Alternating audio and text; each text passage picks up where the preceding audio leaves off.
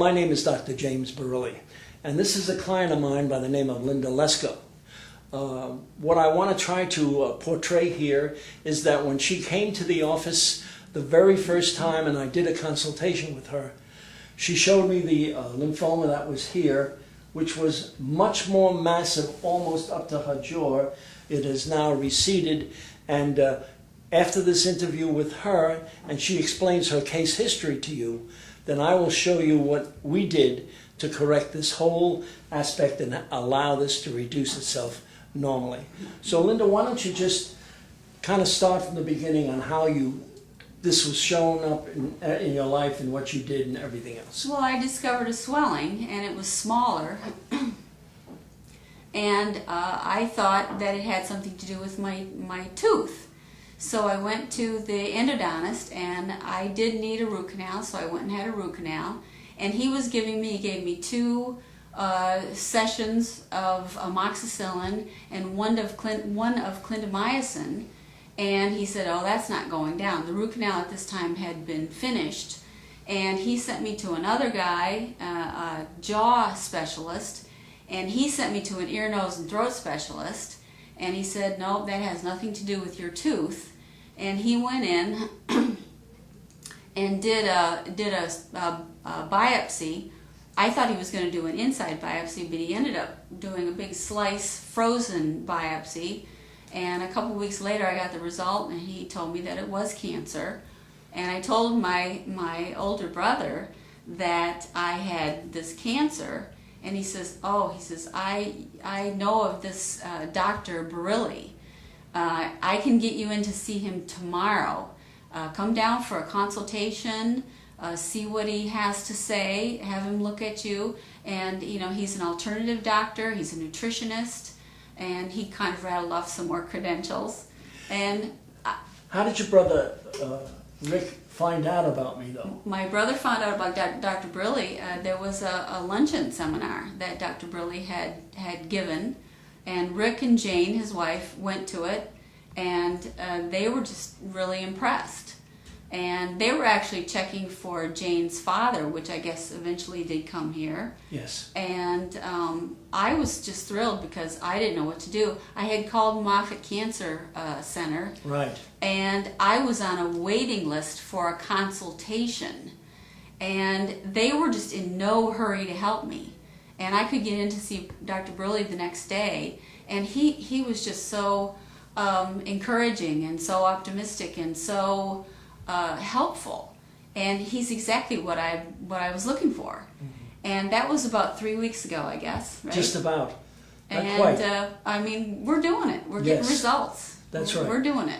And we must remember now, when we look at this tumor now, this whole area was all the way up to her jaw, very, very large. It is now receding. Go ahead. And it was getting more pointy. That's right. It's now flattening Yep. and easing itself off. Yep. But I think the important... And I feel better. I feel like I have energy. Mm-hmm. I just feel better. You feel good mentally, too. I feel good mentally. That's because a big part of it. I believe you personally decided, when you came to see me that very first day, to cancel the Moffitt Cancer Center. Oh, I did. Yeah, I did. You did that on your own. Yeah. I didn't tell you to do that. You did that. No. So you were really confident about what transpired. So let me just explain to you a little bit about what we did to begin to allow this body of hers to heal. She came to me for a consultation on a Tuesday. By Wednesday, I did a report of findings. I gave her first correction that Wednesday. Mm-hmm.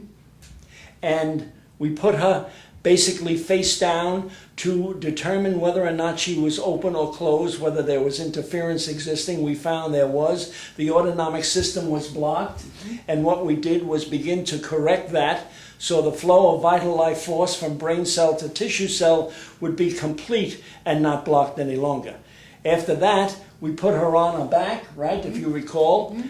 We tested to make sure it was an open regulation, that there was no longer any interference. At this point, the body was able to begin to heal itself. After looking at her nutritionally, I decided that her lymph system was not functioning the way it should be, so we gave her herbs from a standard process And then from that point on, the very next day, that was Thursday now, first correction on Wednesday, the very first day on Thursday when she came back, this began to recede almost within 24 hours. It did. And from that point on, we had her back in the office twice a week. The next week she came in, we did the very same thing because we examined on every single visit to determine if nerve interference or segmentation was still existing. And when it's not, then we don't correct it. When it is, we do. Then what we did from that point on, we added some more nutrition. And the thing that I thought did a very, very fine job with her was giving her Nopalea. Nopalea is I gave her 3 ounces every hour. Now, Nopalea is a product that comes out of the Sonoran Desert from the Nopal cactus plant. It's designed specifically to reduce any inflammation in the body. So with that in mind, I thought it would be a very good thing to begin to reduce that as quickly as possible.